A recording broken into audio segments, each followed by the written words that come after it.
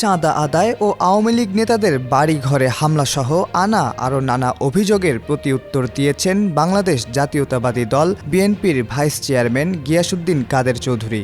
বিএনপির এ নেতার বিরুদ্ধে অভিযোগ এনে দলটি থেকে কারণ দর্শানোর নোটিশ দেওয়া হয়। এর লিখিত জবাব গিয়াসউদ্দিন সরাসরি পাঠিয়ে দিয়েছেন বিএনপির সিনিয়র যুগ্ম মহাসচিব রুহুল কবির রিজভীর কাছে।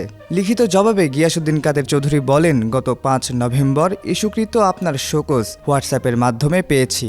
বিদেশে চিকিৎসাধীন থাকা সত্ত্বেও এর উত্তর দিয়েছি। কথিত আবেদনকারীর অভিযোগ পরিপ্রেক্ষিতে প্রাপ্ত নোটিশে আমি আমার পরিবার ও শুভাকাঙ্ক্ষীরা ব্যথিত।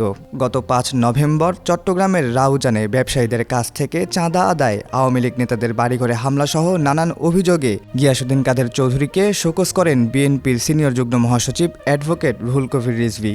বেঁধে দেওয়া সময়ের মধ্যেই শোকজের লিখিত জবাব দিয়েছেন গিয়াসউদ্দিন কাদের চৌধুরী। তিনি বলেন, অভিযোগে উল্লিখিত বিষয়াদি আমি ও আমার পরিবারকে জনগণের সামনে হেয় প্রতিপন্ন করার একটি হীন অপকৌশল বলে মনে করি। অভিযোগগুলো সম্পূর্ণ ভিত্তিহীন, বানোয়াট ও উদ্দেশ্য প্রণোদিত।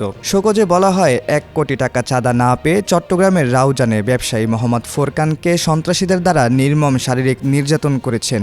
এ বিষয়ে মোহাম্মদ ফোরকান সরাসরি অস্বীকার করে বলেন, তিনি গিয়াসউদ্দিন কাদের চৌধুরী নিজে আমার নিকট কোনো চাঁদা দাবি করেননি। যারা চাঁদা দাবি করেছেন এবং নির্যাতন করেছেন সুনির্দিষ্টভাবে তাদের ৩ জনের নাম অজ্ঞাতনামা। ৮ থেকে ১০ জনের বিরুদ্ধে আমি রাউজান থানায় মামলা করেছি, যা তদন্তাধীন রয়েছে।